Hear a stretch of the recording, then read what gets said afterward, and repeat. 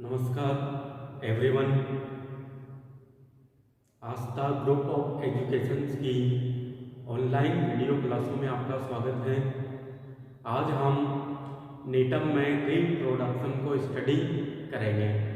पिछले video lectures के दौरान हमने नीटम की जो वेजिटेटिव स्ट्रक्चर थी, उसके स्पोरोफाइट की संरचना, उसके जड़ की आंतरिक संरचना, तने की आंतरिक संरचना, उसमें द्वितीयक वृद्धि, उसके पर्ण की आंतरिक संरचना, इनको हमने डिस्कस किया था। मतलब ओवरऑल हमने नीटम के पादप की जितनी भी कायिक संरचना थी, उन कायिक संरचना की मॉर्फोलॉजी और एनाटॉमी को, मतलब आंतरिक संरचनाओं को स्टडी किया था। आज हम नीटम के प्लांट्स में रिप्रोडक्शन मतलब जनन को स्टडी करेंगे। और आप सभी को पता है कि नीटम में केवल एक ही प्रकार का जनन पाया जाता है, और वो कौन सा? लैंगिक जनन, मतलब सेक्सुअल रिप्रोडक्शन। और आपको यह भी पता होगा कि जो नीटम का जो प्लांट्स होता है वह कौन सी प्रकृति का होता है? डायोसियस प्रकृति का होता है। किस प्रकृति का होगा? डायोसियस। और डायोसियस का मतलब क्या होता है? एक लिंगाशय। मतलब नीटम का जो प्लांट्स होगा उसमें फीमेल प्लांट अलग होगा और मेल प्लांट अलग होगा।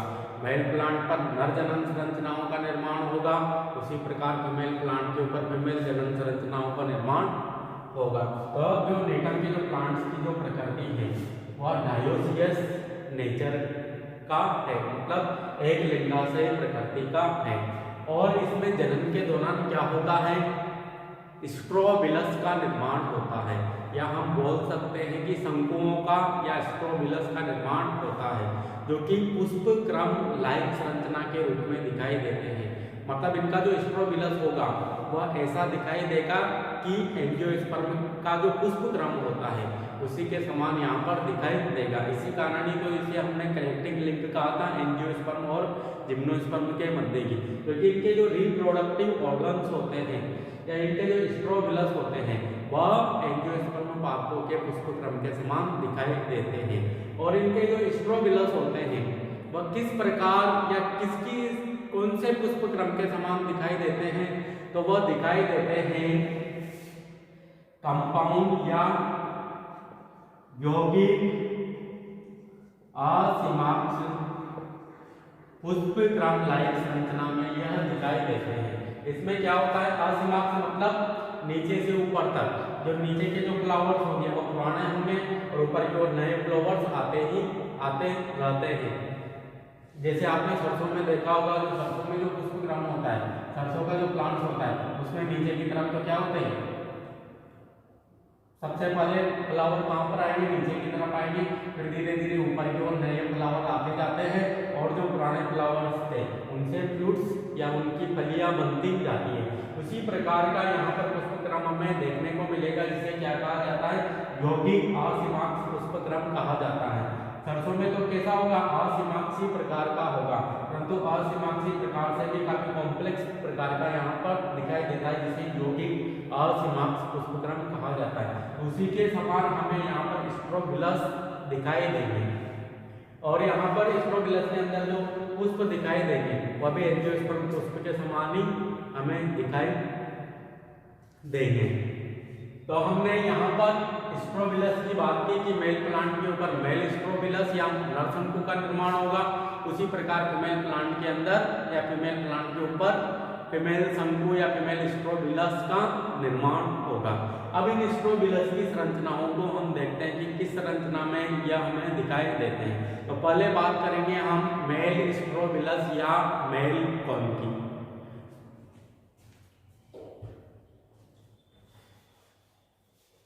किसकी बात करेंगे हम? मेल स्ट्रोबिलस या मेल कॉन। तो मेल स्ट्रोबिलस का जो निर्माण होता है वो कहां पर होता है? वह होता है मेल प्लांट्स के ऊपर। कहां पर होगा? मेल प्लांट्स के ऊपर इनका निर्माण होता है। और जो यह मेल स्ट्रोबिलस होता है यहाँ एक लंबी शाखा के समान संरचना होती है और इस शाखा के समान संरचना होने के कारण इस पर क्या पाई जाती है, पर्व तथा पर्व संधियां पाई जाती है। क्या देखने को मिलेगी हमें, पर्व तथा पर्व संधियां देखने को मिलेगी। और इनकी जो पर्व संधियां होती हैं उन पर लगभग 25 से 30 सहापत्र उपस्थित होते हैं। एक पर्व संधि पर कितने होंगे, 25 से 30 सहापत्र यहाँ पर व्यवस्थित होते हैं और यह सहापत्र व्यवस्थित होकर एक प्याले नुमा संरचना का निर्माण करते हैं और उस प्याले नुमा संरचना को ही क्या कहा जाता है, कोलर कहा जाता है। और इस प्याले नुमा संरचना में ही जो ये सहापत्र है उनकी ही कक्ष में किसका निर्माण होगा, मेल फ्लावर्स का या लघु बीजाणुधानी दर का निर्माण होगा। तो देखना जो मेल स्ट्रोबिलस होता है उसकी संरचना इस लायक दिखाई देता है, मतलब ये एक लंबी शाखा के समान संरचना होती है जिसमें क्या पाई जाती है, एक तो पर्व पाई जाती है और एक पर्व संधि पाई जाती है। और पर्व या जो ये पर्व संधियां होती है इनकी संख्या लगभग 20 से 25 तक हो सकती है और प्रत्येक पर्व संधि पर लगभग 25 से 30 सहापत्र व्यवस्थित होते हैं और जो ये सहापत्र व्यवस्थित होकर यहाँ पर एक प्याले नुमा संरचना का निर्माण करते हैं और इस प्याले नुमा संरचना में ही एक पर्व संधि की जो प्याले नुमा संरचना होती है इसे क्या कहा जाता है, कोलर कहा जाता है।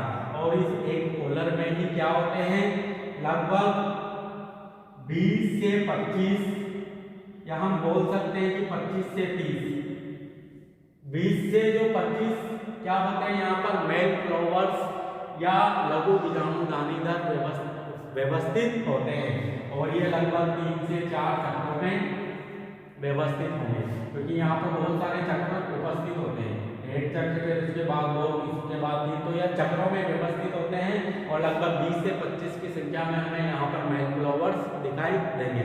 वैसे प्रत्येक पर्व संधि पर या प्रत्येक कोलर में हमें यह दिखाई देंगे। और कुछ अन्य जातियों की हम बात करें, जैसे नीटमुला की बात करें या नीटम निमोन की बात करें, तो उनमें क्या होता है, यहाँ पर जो ये मेल फ्लावर्स चक्रों के रूप में व्यवस्थित है, इनके ऊपर फीमेल फ्लावर्स का या अपरिपक्व जो मादा पुष्प होते हैं या बंदे जो बीजांड होते हैं उनका एक चक्र भी देखने को मिल सकता है। कुछ जातियों जैसे नीटमुला, नीटम निमोन, उनमें मेल फ्लावर्स तो पाए जाएंगे किसी स्ट्रोबिलस के अंदर, परंतु जो फीमेल फ्लावर्स का एक चक्र मेल फ्लावर्स के ऊपर हमें देखने को मिल सकता है। लगभग 2 से 3 या 3 से 4 चक्र तो क्या हो सकते हैं, मेल फ्लावर्स के, परंतु इनके बाद का जो चक्र होगा उसमें बंदे बीजांड लगे हुए रहते हैं और ये ऐसा किसमें देखने को मिलता है, एक तो नीटमुला में, नीटम निमोन जैसी जातियों में हमें देखने को मिलता है क्योंकि इनमें बाइस्पोरेंजिएट जो स्ट्रोबिलस होते हैं वह देखने को मिलते हैं, मतलब द्विबीजाणुधानी शंकु, मतलब एक ही शंकु में दोनों ही प्रकार की बीजाणुधानियां होगी, एक तो लघु बीजाणुधानी, एक गुरु बीजाणुधानी। तो अगर बाइस्पोरेंजिएट का क्वेश्चन आ जाए कि नीटम की ऐसी कौन सी जाति है जिसमें बाइस्पोरेंजिएट स्ट्रोबिलस पाए जाते हैं, तो एक तो नीटम निमोन है, एक नीटम टोला है, इनमें बाइस्पोरेंजिएट शंकु देखने को मिलेंगे। तो ये थी नर शंकु की संरचना या मेल स्ट्रोबिलस की संरचना जो कि एक शाखा के समान संरचना में हमें दिखाई देती है। पर्व संधियां पाई जाएगी, पर्व संधियों पर सहपत्र व्यवस्थित होकर प्याले नुमा संरचना कोलर का निर्माण करते हैं और प्रत्येक कोलर में जो सहपत्र होते हैं उनके कक्ष में लगभग 25 से 30 पुष्प लगे हुए रहते हैं और पुष्प भी कौन से, मेल फ्लावर्स, जिसमें एक तो लघु बीजाणुधानीधर होगा और शीर्ष भाग पर एक कोशिकीय परागकोश या 2 लघु बीजाणुधानियां उपस्थित होगी। तो हम बात करते हैं नर पुष्प की संरचना की या मेल फ्लावर्स की संरचना की। तो जो मेल फ्लावर्स होता है उसका निर्माण कहाँ पर होगा, तो कोलर में जो सहपत्र थे, यहाँ पर जो सहपत्र थे उनकी ही कोशिकाएं इनका निर्माण करती है, मेल फ्लावर्स का निर्माण करती है।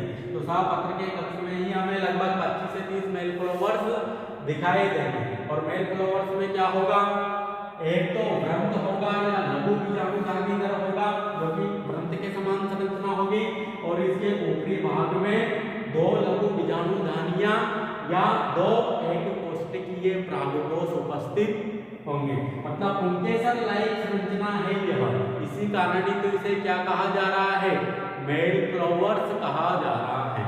और इसके यहाँ पर निचले वाले भाग में सहापत्र के जो कक्ष होता है उसमें भी एक और संरचना पाई जाती है जो कि पर्ण लाइक होती है, उसे कहा जाता है परिधल। मतलब परिधल के कक्ष में यह लगे हुए रहते हैं या परिधल से यह निकले हुए रहते हैं। परिधल में जो दरार पाई जाती है वहां से ही ये मेल फ्लावर्स निकले हुए रहते हैं। तो जो परिधल का यहाँ पर जो पाया जाना है वह भी किसका करैक्टर है, एंजियोस्पर्म का करैक्टर है। इसी कारण ये एंजियोस्पर्म से समानता प्रदर्शित करते हैं, क्योंकि हमने जिम्नोस्पर्म में कहीं पर भी परिधल जैसी संरचना नहीं देखने को मिली। किसमें देखने को मिली, नीटम के मेल कोन या मेल फ्लावर्स में देखने को मिली। इसी कारण ये एंजियोस्पर्म से समानता प्रदर्शित करता है और इसे कनेक्टिंग लिंक की संज्ञा दी गई, मतलब कनेक्टिंग लिंक कहा गया है। तो यह थी मेल फ्लावर्स की संरचना। अब इसके बाद हम देखते हैं कि जो यह मेल फ्लावर्स होता है यह प्रारंभिक अवस्था में तो इन सहापत्रों में धसा हुआ रहता है, मतलब बाहर हमें देखने को नहीं मिलेगा। जैसे बाहर आपको नजर आ रहे हैं, ऐसा नहीं होगा, क्योंकि प्रारंभिक अवस्था में तो यह सहापत्र के भीतर छुपा हुआ रहता है। परंतु जैसे ही इसकी लघु बीजाणुधानियां या प्रागकोश परिपक्व होते हैं तो उस दौरान इसका जो ग्रंथ होता है या जो लघु बीजाणुधानी दर होता है उसमें तीव्रता से वृद्धि होती है और लंबाई में धीरे धीरे तीव्रता से वृद्धि होगी। तो जो इसकी प्रागकोश है या जो लघु बीजाणुधानियां हैं ये बाहर की ओर निकल आती है। तो ये हमने कंप्लीटली मेल स्ट्रोबिलस और मेल स्ट्रोबिलस के अंदर भी जो मेल फ्लावर्स थे उनको स्टडी कर लिया है। अब इसके बाद देखेंगे हम लघु बीजाणुधानी, क्योंकि मेल स्ट्रोबिलस में क्या है, एक कोष्ठकीय प्रागकोश है या लघु बीजाणुधानी है। तो लघु बीजाणुधानी की संरचना के बारे में हम बात करेंगे। तो पहले हम उसका डायग्राम बनाते हैं, फिर उसकी संरचना और उसका डेवलपमेंट को हम देखते हैं। अगर लघु बीजाणुधानी की संरचना के बारे में हम बात करें तो लघु बीजाणुधानी की जो संरचना दिखाई देती है वह कैसी दिखाई देती है, अंडाकार आकृति की या गोलाकार आकृति की दिखाई देती है। अगर इसकी भित्तियों की बात करें तो इसमें 3 भित्तियां उपस्थित होती है, और तीनों ही जो भित्तियां होगी वह कैसी होगी, एक स्तरीय होगी। जैसे अगर सबसे बाह्यतम भित्ति की बात करें, सबसे जो बाह्यतम भित्ति होगी इसकी लघु बीजाणुधानी की वह होगी एक्सोथीसियम, और ये भी कैसी होगी, एक स्तरीय होगी। उसके बाद जो भित्ति होगी उसे क्या कहेंगे, मिडिल लेयर कहेंगे, और ये भी कैसी होगी, एक स्तरीय होगी। और इसके बाद टेपिटम उपस्थित होगी, और जो टेपिटम की जो कोशिकाएं हैं ये प्रारंभिक अवस्था में तो द्विकेंद्र की होती है, परंतु बाद में यह बहुकेंद्र की हो जाती है। और टेपिटम का भी एक ही स्तर हमें देखने को मिलेगा। फिर लघु बीजाणुधानी के अंदर बहुत सारी माइक्रोस्पोर मदर सेल उपस्थित होती है या लघु बीजाणु मात्र कोशिकाएं उपस्थित होती है, जो कि टेपिटम से पोषण लेने का कार्य करती है, फिर अपना आकार बड़ा करेगी, फिर अर्धसूत्री विभाजन के द्वारा लघु बीजाणु चतुष्क का निर्माण करेगी। फिर चतुष्की की जैसे ही भित्तियां खुलेगी सारे ही माइक्रोस्पोर पृथक पृथक हो जाएगी। तो ये भी लघु बीजाणुधानी की संरचना कैसी दिखाई देती है, अंडाकार आकृति की दिखाई देती है। 3 भित्तियां उपस्थित होती है, एक तो एक्सोथीसियम, उसके बाद मिडिल लेयर, उसके बाद टेपिटम। तीनों ही एक स्तरीय है। एक्सोथीसियम सबसे बाहरी, फिर मध्य की मिडिल लेयर और सबसे आंतरिक टेपिटम। टेपिटम कैसी है, द्विकेंद्र की है प्रारंभिक अवस्था में तो, परंतु बाद में यह बहुकेंद्र की हो जाती है। लघु बीजाणुधानी के अंदर एमएमसी माइक्रोस्पोर मदर सेल उपस्थित होती है, जो कि टेपिटम से पोषण लेगी, अपना आकार बड़ा करेगी और अर्धसूत्री विभाजन के द्वारा क्या बनाएगी, लघु बीजाणु या लघु बीजाणु चतुष्क का निर्माण करेगी। अब जो यहाँ पर आपको लघु बीजाणुधानी दिखाई दे रही है इसका डेवलपमेंट या इसका विकास किस प्रकार होता है उसको समझेंगे हम एक लाइनर डायग्राम और एक सेलुलर डायग्राम के माध्यम से। उस डायग्राम को हम यहाँ पर बना लेते हैं, फिर उसकी स्टडी करेंगे। अगर लघु बीजाणुधानी के विकास को हम देखें तो लघु बीजाणुधानी आपको पता है कहाँ पर उपस्थित होती है, मेल फ्लावर्स के अंदर। मेल फ्लावर्स का जो शीर्ष भाग होता है उसमें होती है, क्योंकि अभी हमने मेल फ्लावर्स की संरचना देखी थी, उसमें क्या था, एंथर लाइक या जो पुंकेसर होता है उसके समान संरचना थी। इसमें एक ग्रंथ था और उसके शीर्ष भाग पर 2 लघु बीजाणुधानियां उपस्थित थी। तो पहले हमें किसका निर्माण करना पड़ेगा, मेल फ्लावर्स का निर्माण करना पड़ेगा। फिर मेल फ्लावर्स के अंदर किसका निर्माण करेंगे, लघु बीजाणुधानियों का निर्माण करना पड़ेगा। मतलब हम बोल सकते हैं कि पहले तो हमें क्या करना पड़ेगा, मेल फ्लावर्स के अंदर जो आपको लघु बीजाणुधानी दर दिखाई दे रहा है या जो ये वृत्त लाइक संरचना दिखाई दे रही है, इसका निर्माण करना पड़ेगा।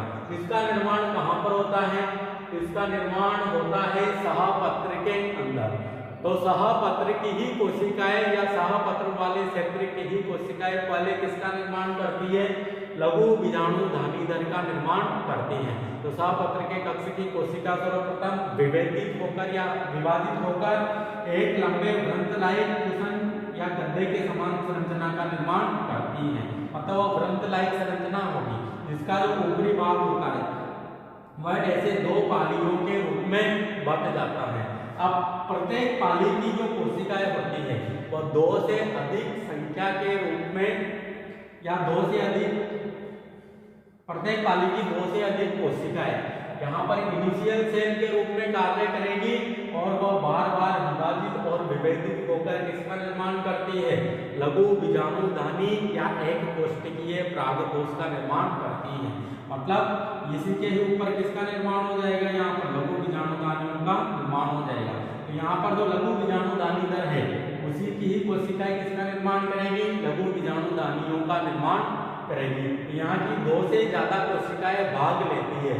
इसी कारण जो लघु बीजाणुधानी का जो विकास होता है वह किस प्रकार का होता है, यू स्पोरेंजिएट प्रकार का होता है। तो लघु बीजाणुधानियों का जो डेवलपमेंट होगा वह हमें यू स्पोरेंजिएट प्रकार का देखने को मिलेगा, क्योंकि यहाँ पर इनिशियल सेल्स के रूप में या प्रारंभिक कोशिका के रूप में 2 से अधिक कोशिकाएं भाग लेती हैं।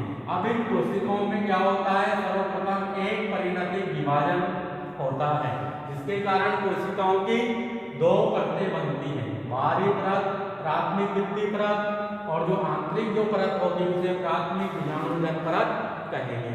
अब जो प्राथमिक भित्ति परत है इसमें वापस से परिणतिक और अपनतिक विभाजन होता है जिसके कारण केवल 2 परतें बनती है, एक तो एक्सोथीसियम और एक मिडिल लेयर, और दोनों ही कैसी होगी, एक स्तरीय होगी।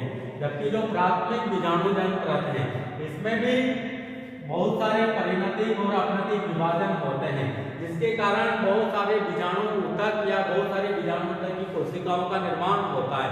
उसमें से जो सबसे भारी स्तर होता है वह टेपिटम के रूप में विभेदित हो जाता है, जबकि जो आंतरिक स्तर की जो कोशिकाएं होती है वह लघु बीजाणु मात्र कोशिकाओं के रूप में विभेदित हो जाती है।